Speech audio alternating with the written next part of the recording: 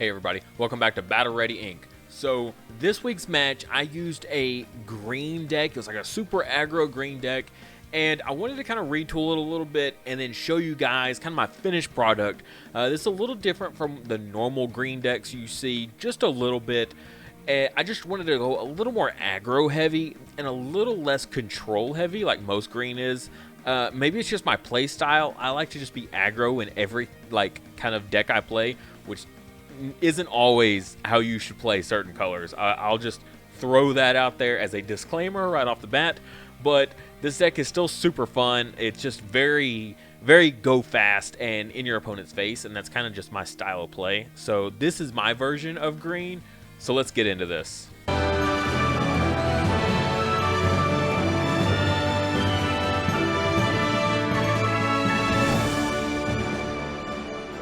Also, don't forget, this month's Patreon is going to be Sunomon. These are just prototypes here on the screen right now. A little bit of work in progress, but they're looking super good. I'm loving these more than any of the other previous month's rewards, so make sure you check out the Patreon if you want to get one of these sent to you. Okay, so right off the bat, our eggs here. I did go with the 4 Argomon over the Minomon instead of the other way around, just because honestly, I like the gain 1 memory. Any chance in this game to gain a memory is just really nice. So I did like that over the Minomon. Now the Minomon might play a little bit better with the deck overall, just getting that 1000 DP buff when you attack into something. Like I said, this is a very aggro heavy deck, so you're a little more likely to trigger that 1000 buff pretty regularly. However, I think even with triggering it regularly in this particular deck, I think the Argomon of gaining 1 memory is just way more important. So next up, our rookies here. Like I said, we're going really aggro, really just like as fast as possible. So we're going with 2 of the rookies here, our vanilla rookies. 0 cost evolution, 2 cost play. You really can't go wrong with that. Also, we do have some Digisorption in this deck. So I like the 2 cost rookies for Digisorption because you can just play one of these guys for 2 and then suspend it to just Digivolve into something that was going to cost you 2 to Digivolve anyway. And now you have an extra body on field. So it's just really nice. And then you can just kind of keep using these 2 cost rookies to just keep suspending over and over to trigger your Digisorptions. So they're just really nice. You can actually kind of swarm the field with them even if you need to. They're just very efficient, and that's what I like the most is just efficiency. And we're trying to get up into like our higher tier stuff as fast as possible, and doing it as cheap as possible early on is part of the way we get there. All right, next up we've got there are other rookies here. Of course, we've got the Agumon. Honestly, I love Agumon. That 1000 buff. We need Agumons for every color already. There's plenty out there. There is one of every color, and they could just make them all the same effect, and I'd be totally okay with it. 0 cost evolution, always kind of a must for me for rookies, unless it's just a really good rookie. 3 cost play. Probably shouldn't be playing this. This is our primary target to evolve onto our rookies for sure. I did include 2 of the Terriermons, just because depending on your matchup, this could be super important. Or if it's not a super important match where this is really relevant, you can easily Digivolve on top of it and then just keep going about your business. You know, 0 cost on an egg, and then just go right into your 1 cost level 4s and so on. So it's there if you need it, but it's cheap enough that you can get away with not worrying about it. And as a 2 of, I think that's plenty fine here. Just use it if you need it, or just keep it in your hand if you don't need to play it, that sort of thing. Just an interesting card. I think he's a cool tech option for sure. Especially because Rookie Rush is super popular right now, and Rookie Rush loves their Hammer Sparks. So he's a good stop to that nonsense. Moving on from there, we got Gargomon here. Gargomon is our Kabuterimon replacement for the deck.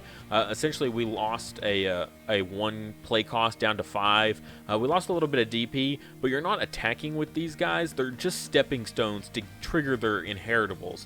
So sometimes you may be in a situation where you need to use that play cost instead. Hopefully not. But that inheritable to get the plus 1000 for each of your opponent's suspended Digimon is really important. When we get into the megas, you'll see why. So it's good to have a whole bunch of suspended stuff in your opponent's area to give your guys lots of buffs, so that way they can hit over things, hit over security. Mega Zoo is super popular, or Security Zoo as they're calling it nowadays, is just really, really popular, and being able to get some nice big DP buffs is kind of really important right now.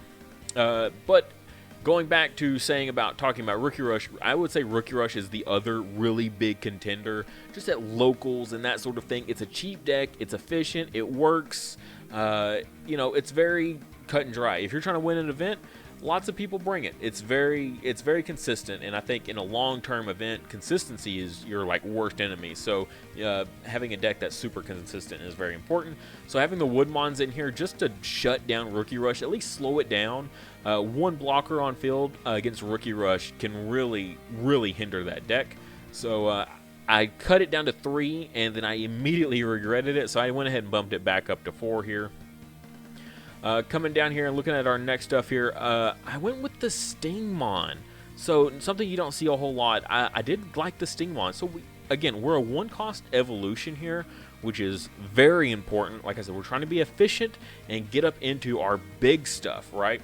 The inheritable on Stingmon is your turn, once per turn, when this Digimon deletes one of your opponent's Digimon in battle and survives, gain 1 memory, which, if you look over here, is the same effect as the Akuamon.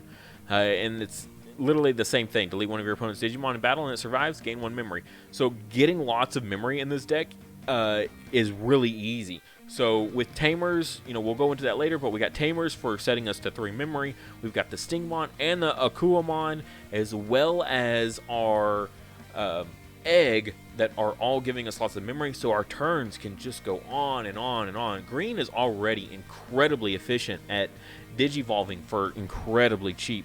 So having so much memory, I mean, your turns can just grow and grow and grow, and your fields can get massive. So I went with more of a gain memory strategy as opposed to other strategies. What's really incredible about Green that I find fascinating is that a lot of their 4s and 5s, they're interchangeable. So they have Woodmon and Cherrymon are both blockers, right? 2-cost evolutions. They're a level 4 and a level 5. So if you want to double up on blockers, you can. Or if you, it's I need this other level 4 instead of Woodmon. Okay, I'll put in the Cherrymons in my level 5 slot instead. Or if I need the 1000 DP buff, instead of bringing Gargomon in the level 4 slot, I can bring Rapidmon in the level 5 slot, and they do the same thing. So you can double up if you need to, like we're doing here with the Stingmon and Akuamon, or you can change them out, and you can cover all your bases, right? One of the other options instead of the Stingmon here would be you can bring Vegemon, because Vegemon is so cheap. Again, another 1-cost evolution, which is cool, but I mean, we're already covering the 1-cost evolution here. But that 4 play cost, you just cannot beat for a level 4, and allowing you to play that for 4 and then tap it or suspend it to immediately go into a Blossomon or an Argomon for free, and potentially go into something else for free if you have anything else on field. It's just, Vegemon's also good, but I went with the Stingmon instead, just because, like I said, this is a very aggro heavy deck. I'm just slamming my guys into my opponent's Digimon and getting memory back whenever I do that, just to extend my turns just in an incredible amount. That's kind of what my strategy is for going ahead with this. Next up, our level 5s here. We've got the Blossomon and the Argomon. A sad day, Argomon only at 1, but we do have the 4 of Blossomon. Again, the Digizorption here, just being able to essentially get into our level 6s for almost nothing, right? Your 0-costing evolution of your rookies, your 1-cost evolutions of your level 4s, your free-cost evolutions of your 5s, and then boom, now you're into a level 6, right? And then some of your level 6 can be free potentially, or at least very, very cheap. And if you have stuff like Ceresmon, you can suspend your opponent's Digimon, and suspending your opponent's Digimon makes stuff like Gargomon here live. Suspend their blockers to punch for game, whatever you need to. Ceresmon really enables a lot of this stuff. Suspending stuff that's easy to kill, so you can run over and trigger your Stingmon and your Akuamon. So now you're getting all that memory back that you just spent that turn getting into bigger stuff, and now you can just keep going into a whole new thing. It's very cool. The mechanics in green is just really interesting. Also, the inheritable on Argomon. It's not really talked about much, but it is neat. When attacking, you may play one level 3 Digimon, green Digimon from your hand, suspended without paying its memory cost. So again, just getting more bodies on field for next turn, that sort of thing. Gives you new targets next turn for triggering your Digisorptions if you need to. Just very cool stuff. We already talked about the Akuamon. Next, we're going to go to our Megas.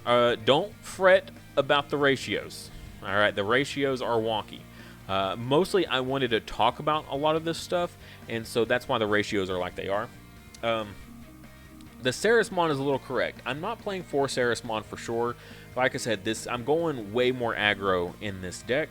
So I cut the Terracemons back a little bit. I like the Digisorption ability to Digisorption my opponent's stuff. I mean, definitely amazing, right?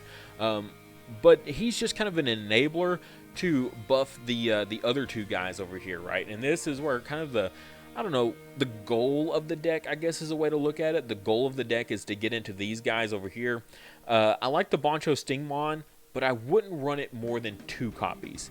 1 copy is okay, but drawing into it might be a little bit difficult, so bumping it up to 2 might help your consistency out a decent bit, and we'll get to some stuff at the end that you can cut to bump these numbers up. Like I was talking about, the ratios here are a little weird, but that's mostly for the video purposes.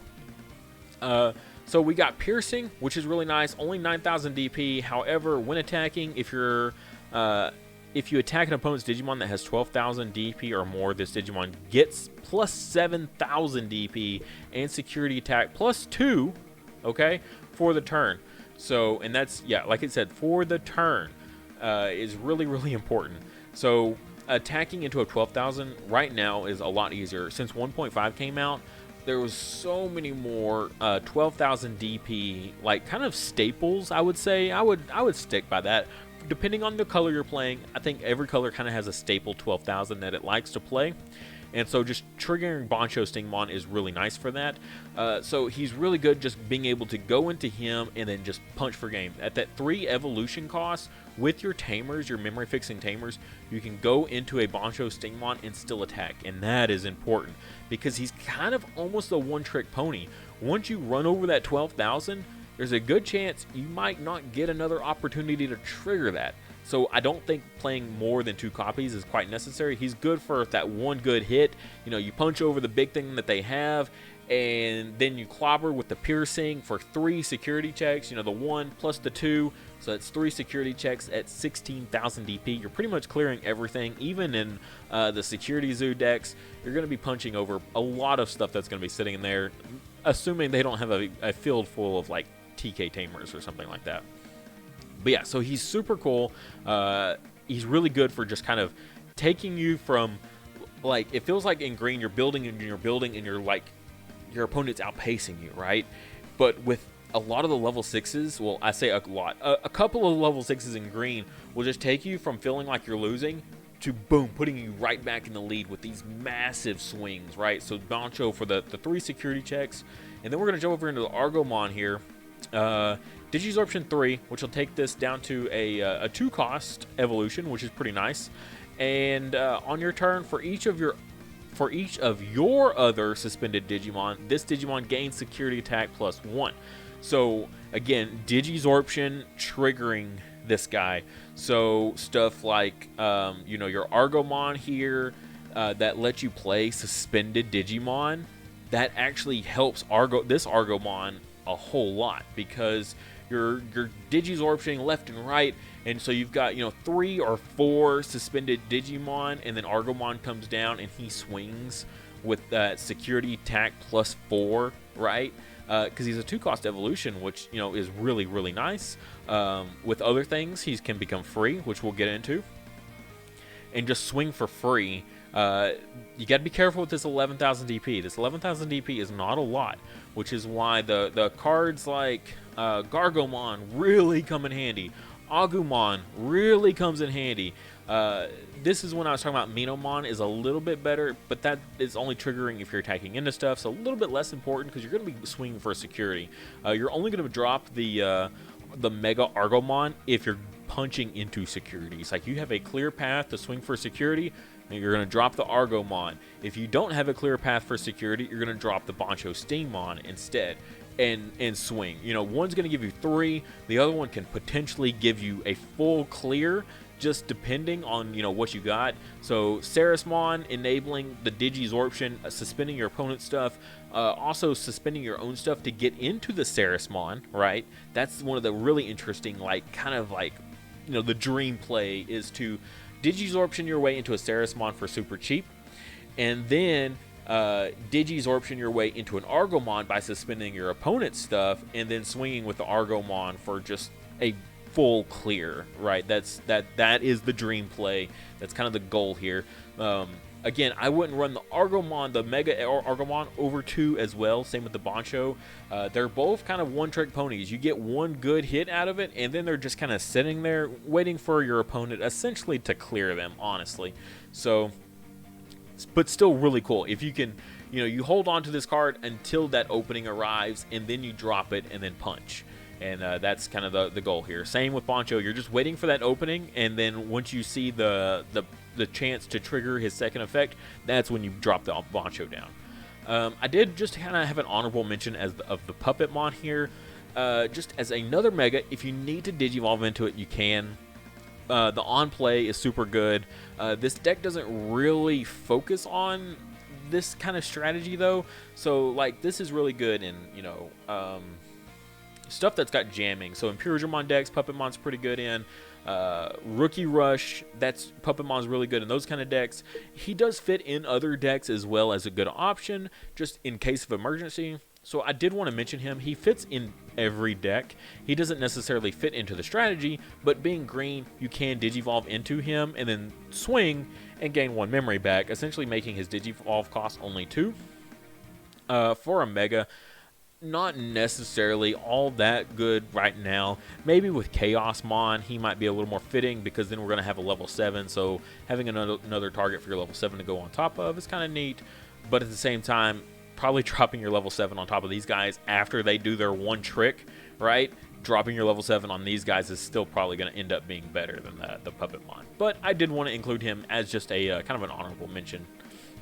Moving on from there, now we get into kind of some neat stuff here. So we got Flower Cannon. Flower Cannon at a 4 of.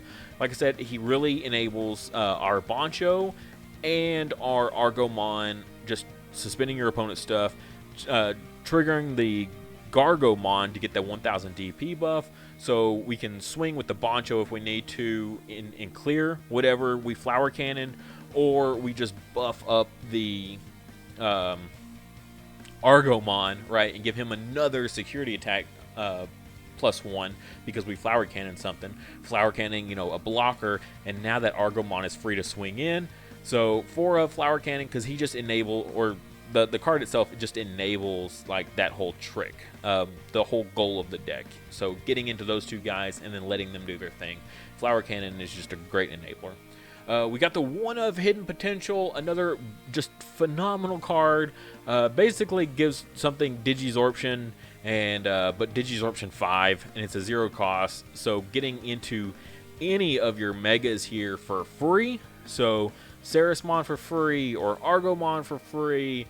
If you need to go into the Bancho Stingmon for free, you know, you can do it with Hidden Potential. Just great card, really. Just very, very good. But at a 1 of, you got to know when to play it. And that's just, playing this card at the right time is more of a play the deck a bunch, and you'll learn what is those appropriate times, right? Next up, we're going to into our Tamers here. So I went with the 2 Mimi, and I thought I would kind of tech in, be a little cheeky, and throw in a Ken as our 3rd one, right? Because do we necessarily need 3 Mimis, right? If we get multiple copies of Mimi, it's not necessarily a must. The 1 of, I like 3 memory fixers, first of all. 3 memory fixers feels really good because if you can get into these early game, getting 1 down just to start fixing your memory is just amazing right there. The second effect is something that just kind of comes later and may or may not happen. I mean, that kind of is the case for most of the memory fixers. At least maybe the on-play ones less so, but the ones that repeat and you can keep getting more and more effects off, you know, sometimes you can trigger them, sometimes you can't. Mimi's only good if you have a level 5 on field. So if you hard play Mimi like turn 1, you're not going to start seeing her pay off, her other effect pay off until like turn 2, maybe 3. Maybe turn 2. It's green. Let's be real. And then so you can start getting more and more egg hatches. Sure, you can have multiple Mimis to get multiple uses out of this once it becomes live, but if it's not live, then you've got 2 Mimis sitting there.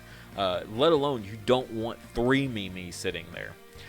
So I went with the Kin instead of the third Mimi, just because your turn, when one of your green or blue Digimon deletes an opponent's Digimon in battle and survives, you may suspend this tamer to gain 1 memory. That's the goal of this deck, right? We're suspending our opponent's stuff, killing our opponent's stuff, gaining control. Green is all about controlling your opponent's board state, so suspending their stuff and running it over. You're just going to get so much value off of Kin. Going up to 3 memory and getting up to essentially 4 every turn because of Kin, that's really good to me. I can get Kin, I can get use out of Kin way more often, potentially, than Mimi, for this strategy in particular, I might add, okay? Mimi's still phenomenal. Mimi's still better because I did put her at 2 instead of Kin at 2. But yeah, so I just, instead of running 3 Mimi, I went with the 1 Kin instead. The memory fixing is my first and foremost my main goal, right? And then the second effect is my secondary, you know, like reason to play the memory fixer. So just being a little cheeky there. If you don't want to play the Kin, you don't have to play the Kin. I just think having him at a 1 of is pretty nice instead of the 3 Mimi. Alright, our last card, I did throw in the Terrace Cluster. I am a sucker for removal. It's honestly not necessarily that important, though. Very easy cuttable now, I think. Particularly because, right, you're going to return one of your opponent's suspended Digimon to the bottom of the deck, so it has to be suspended. And if it's suspended, we can attack into it, right? So Blancho Stingmon becomes live. So 3-cost evolution over the 7 play cost here to remove something, and we get a bigger body on field. So, and we get piercing and security attack potentially. So I think the cutting the Terrace Cluster for more Stingmon probably makes more sense. I just wanted to throw it out there. It is still a card, people. You don't forget about it. You know, it is there, but it is being overshadowed by probably better things now. Just getting a couple more megas. I mean, taking another Ceresmon. You know, in a Ceresmon deck, right, where you're running all the Digisorption for the level 4. You know, you're running the level 4 Argomon as well for that Digisorption. So Ceresmon is more live. You're going to want more Ceresmon for sure. Boncho essentially gets to also clear something on field that's suspended. So taking out a Terrace Cluster for a Boncho makes sense. You could even argue taking out a Terrace Cluster for an Argomon, because Argomon's going to essentially, if they're suspended, they're out of your way, right? You can attack past them into security and win games with Argomon. Argomon can just win a game flat out, clearing all their everything, all their security, and just punching for game with anything else. Yeah. Terrace Cluster probably, unfortunately, just kind of on the way out, which is really sad because it was really neat. It was neat because it was a good workaround for Millenniummon, right? When Millenniummon was still like terrorizing everywhere. Now we don't really see Millenniummon anymore, so Terrace Cluster even less viable and less useful than it used to be. But that is the deck. I hope you guys enjoyed this. Hope this wasn't too long. Trying to cut down, keep these things less than 25 minutes. Thank you guys so much for watching. If you enjoyed this video, please like and comment, as well as subscribe if you haven't already. If you enjoy this type of content, I try to put it out as much as possible, so definitely subscribe. Also, if you really enjoyed the content, check out my Patreon. I have a link in the description below for it. You can get access to my Discord server, as well as if you're a Dragon Village M fan, account takeovers where I help you out with your account. If you're a Digimon fan, I've got monthly giveaway, well, not even giveaways, I've got monthly merch that's specific to Patreon, stuff like Memory counters, custom made. This is the baby form of Vmon here. There's going to be more in the works also. So lots of memory counters, all kinds of awesome Digimon merch. So definitely check out that tier. And if you're just all out crazy, there's other tiers if you're that dedicated. As well as check out my Teespring. I've got awesome merch there. You know, official Battle Ready Ink merch. Awesome phone cases for you Digimon fans out there. They've got them for iPhones as well as Samsungs.